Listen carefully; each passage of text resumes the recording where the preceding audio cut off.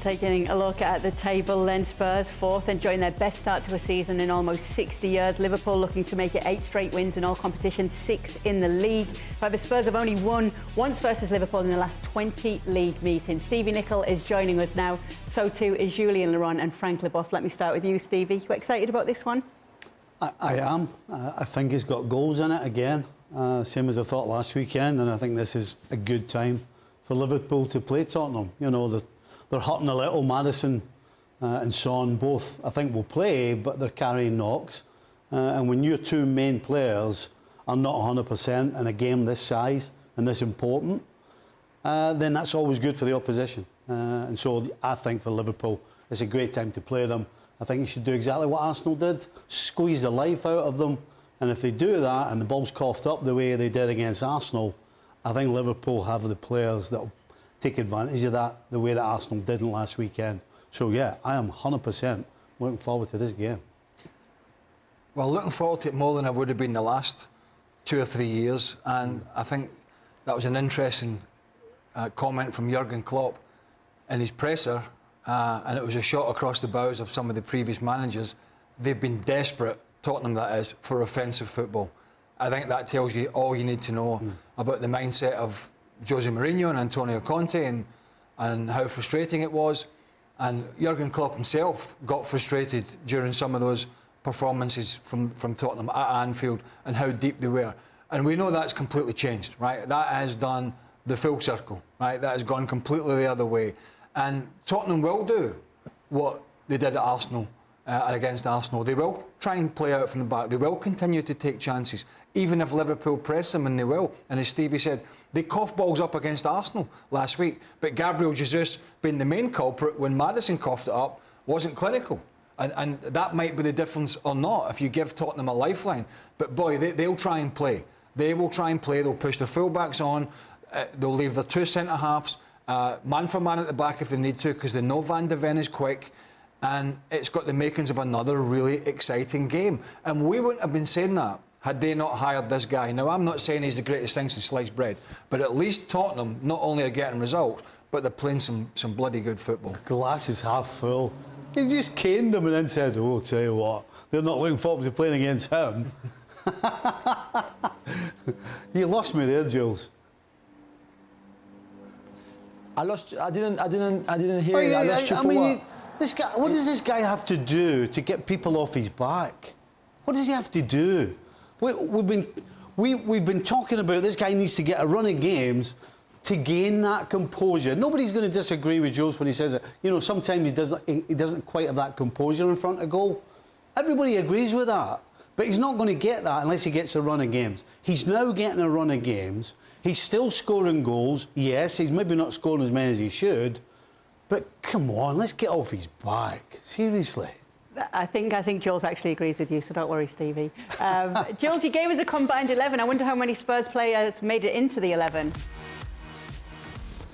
Yeah, I mean, we go again on, we did it before the Arsenal game. There's a lot of players in this Spurs team who are new into the league, like Udogie, for example, like Vicario, that you can't put on the same level as an Alisson or Robertson, naturally.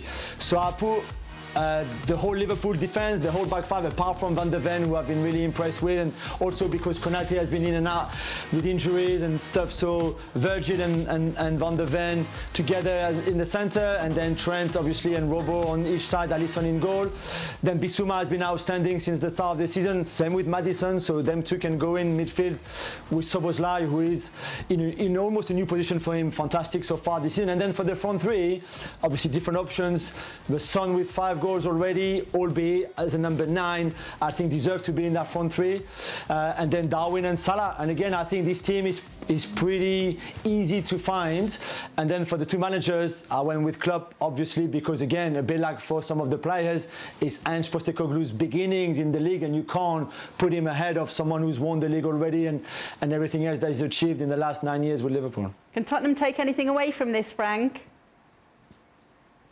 Not really. No, I like Jules' choices, and I think he deserves to be maybe a coach soon.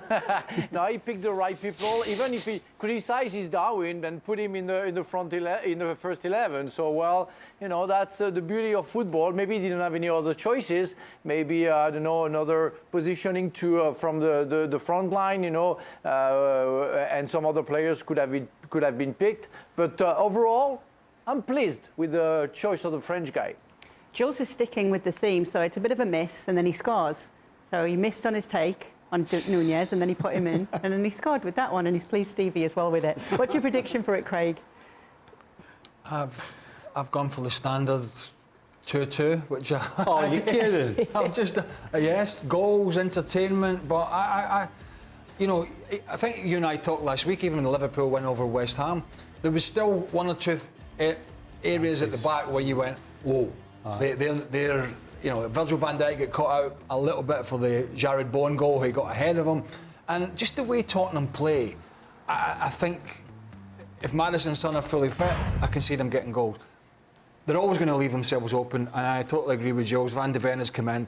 He's very, I mean, not only, I'm not going to suggest he's the greatest ever defender, but his big attribute, one of his attributes is pace.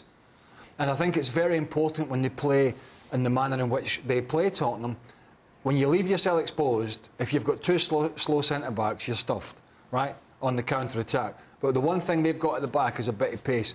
But I do think they'll also lose some goals along the way just because of the nature of how they set up, and that's why I've gone for a 2-2, and that was a really long explanation that I didn't need to do. Well, let's screen back up. Who was it, you then, Frank, with the Tottenham win? Yes, and because I thought that Son and Maddison would be 100% fit, so therefore my prediction went to the Spurs, because I think with the attacking football that both teams going to play, but you don't know, with the spirit that I see from Spurs, I see a win at home. I think defensively they may be right now a little bit better or more secure than Liverpool. With and part of that the explanation of Craig about some defenders. But I feel that seeing Arsenal playing Tottenham playing against Arsenal last week give kind of a mojo, and I see them being the winners if Son and Maddison can play. Otherwise, you know, I would have to change my prediction. Stevie sees Liverpool as the winners, so do the bookies. Why are they winning this one? Well, I think they got more goal scorers, quite frankly. If we take Maddison and Son out, then, you know, you're asking yourself, where are the goals coming from for Tottenham? Whereas Liverpool, I mean, you can choose from 4 or 5 different goal scorers. So I think ultimately having more ammunition is going to be the reason why Liverpool won. I agree with Craig. I'm not 100% convinced about Liverpool's backline yet, so they will cough up chances, but I think Tottenham are going to cough up way too many, and Liverpool will take advantage of that. And Jules, you've got both sides remaining unbeaten with your prediction. Yeah, I'm like Craig. I said 2-2. I almost went for 3 to Liverpool, and then I still wondered if they could really score 3 away, which I'm sure they're capable, but I thought a draw between two very attacking teams with loads of chances created, I think a 2-2 draw would be a fair result.